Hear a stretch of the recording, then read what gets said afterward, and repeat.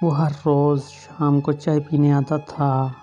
وہ اکیلا گھنٹوں چپ چاپ بیٹھا رہتا تھا۔ مجھے اسے دیکھ کر عجیب بے چینی رہتی تھی۔ میرا دل کرتا تھا کہ میں اس سے بات کروں، لیکن ریسٹورنٹ کے انتظامیہ کی طرف سے کسی بھی کسٹمر کے ساتھ پرسنل بات کرنے کی اجازت نہیں تھی۔ مجھے ہر روز اس کا انتظار رہتا تھا۔ کبھی وہ آنے میں دیر کر دیتا تھا۔ بے چینی ہونے لگتی تھی کہ ابھی تک وہ آیا کیوں نہیں۔ ایک دن وہ ریسٹورنٹ میں نہیں آیا۔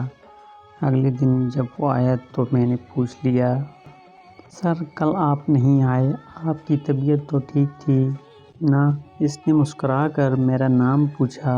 میں نے اسے اپنا نام بتایا تو میرا نام پکارتے ہوئے کہنے لگا کہ میں بالکل ٹھیک ہوں اور کل میں شہر سے باہر تھا۔ ابھی میں اگلی بات کرنے ہی لگی تھی کہ اتنے میں ریسٹورنٹ کا مینیجر آ گیا اور مجھے وہاں سے جانے کا اشارہ کر دیا۔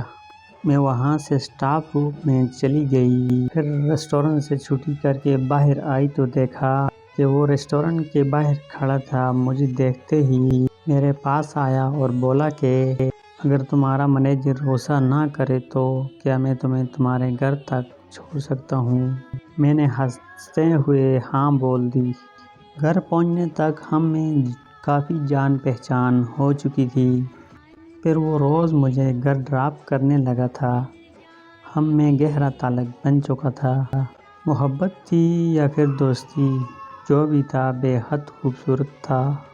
ایک دن میں نے اسے کہا کہ میں نے ریسٹورنٹ کام پر نہیں جانا، کہ ہم کہیں باہر گھومنے چلتے ہیں، تو اس نے ہاں کر دی اور میں اسے ملنے چلی گئی۔ پر اس دن روڈ پر میں نے کھڑے ہو کر 5 گھنٹے انتظار کیا، لیکن وہ نہیں آیا۔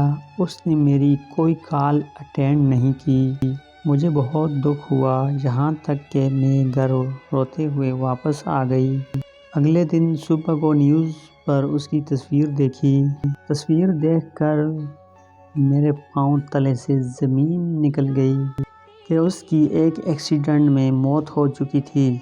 ایکسیڈنٹ تبھی ہوا جب وہ مجھے ملنے آ رہا تھا۔ مجھے آج بھی اس کے چلے جانے کا یقین نہیں ہوتا۔ میری نظریں آج بھی اسے تلاش کرتی ہیں۔